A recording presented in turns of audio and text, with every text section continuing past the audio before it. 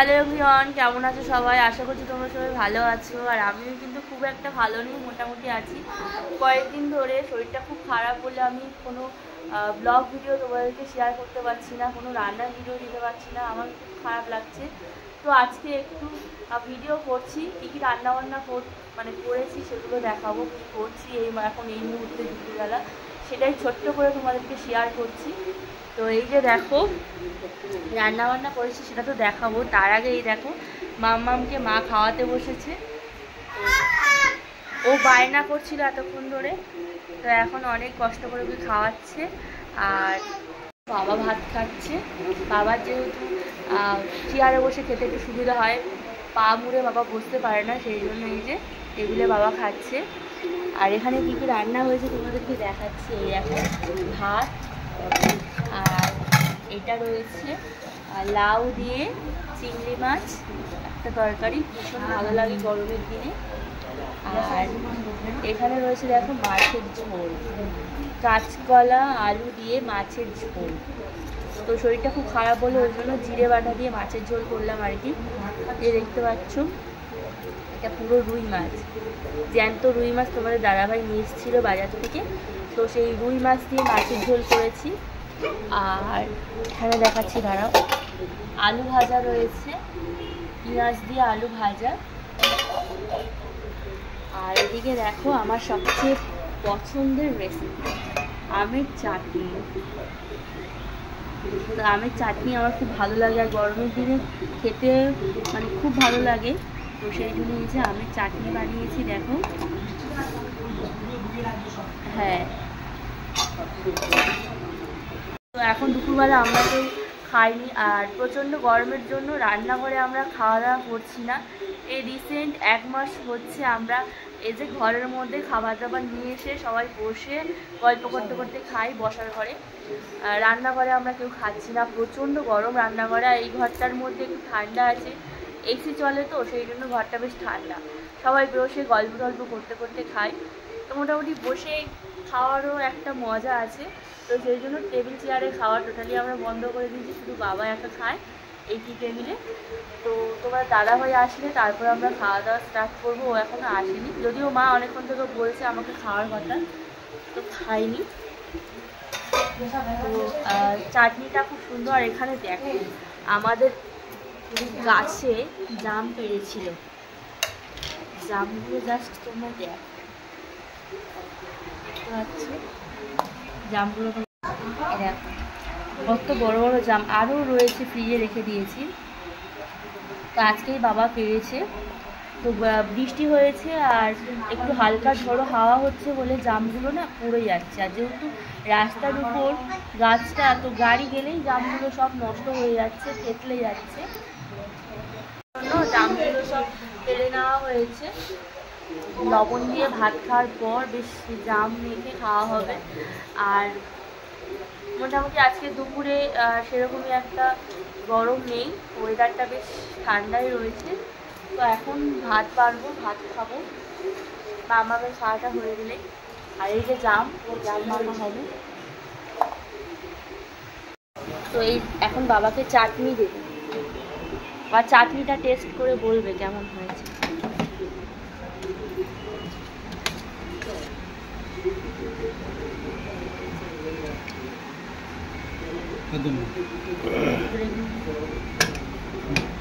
চাটনিটা খাও, খেয়ে দেখো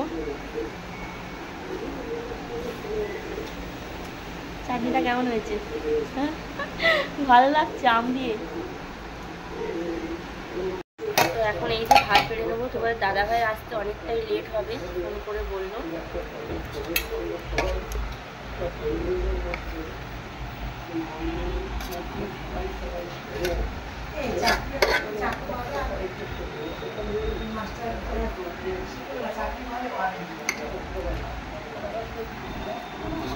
আমাদের বাড়িতে আবার নরম ভাতটা কেউ খেতে পারে না, জানো,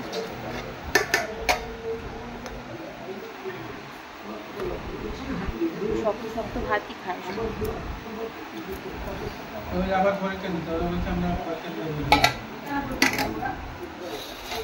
তো এবার দেখো এই যে সবজি তো আমার খুব পছন্দের, জ্যান্ত হরিণে চিংড়ি দিয়ে এই যে লাউ রান্না করেছি।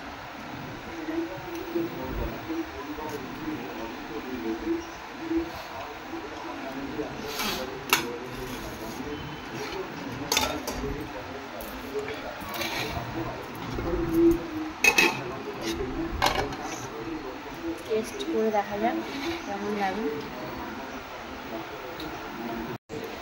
তো আমি এখন খেতে বসে দিয়েছি।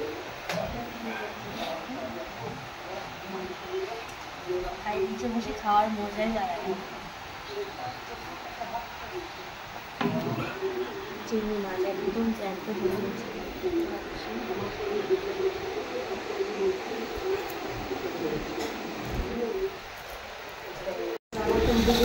আজকে ব্লগ ভিডিওটা একটু অন্যরকম দিচ্ছি। আবার কয়েকদিন পরে তোমরা নিয়মিত রান্নার ভিডিও দেখতে পাবে।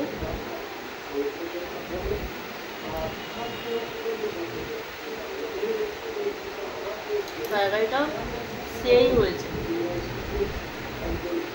আগে আমি সবজি খেতাম না, কিন্তু এখন এত সবজি পছন্দ করি আমি, একদিন না সবজি থাকলে আমি চিৎকার করতে শুরু করে মা সবজি আনো সবজি আনো। আর একদম জ্যান্ত হরিণে চিংড়ি।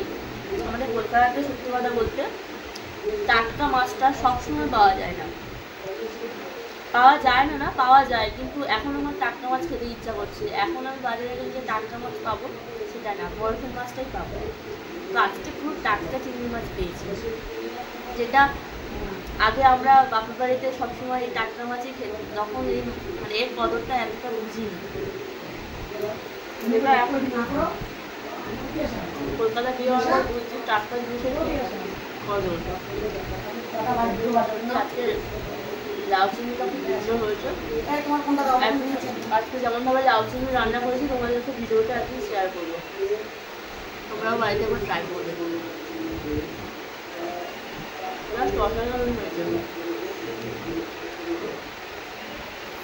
মাছের ঝোলটা টেস্ট করে দেখা যাক।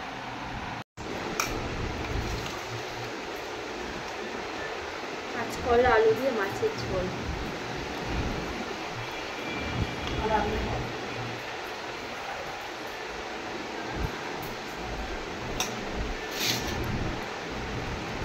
এই যে রুই মাছ,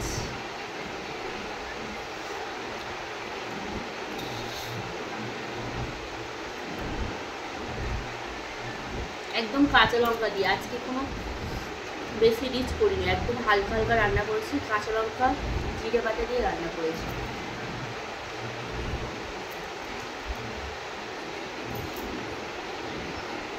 রুই মাছ,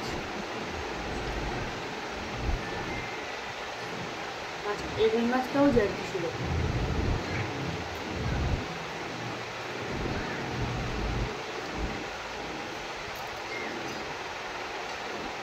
তো আমি এখন খাই, খেতে থাকছি। তো আজকের ব্লগ ভিডিওটা এখানেই শেষ করব। সবাই ভালো থেকো এবং সুস্থ থেকো। আর নিত্য নতুন রেসিপির ভিডিও দেখতে হলে, বিভিন্ন ধরনের ব্লগ ভিডিও দেখতে হলে প্রিয়াঙ্কা ওয়ালা ইউটিউব চ্যানেলটি সাবস্ক্রাইব করে রেখো। তোমাদের ভালো লাগবে প্রত্যেকটা ভিডিও।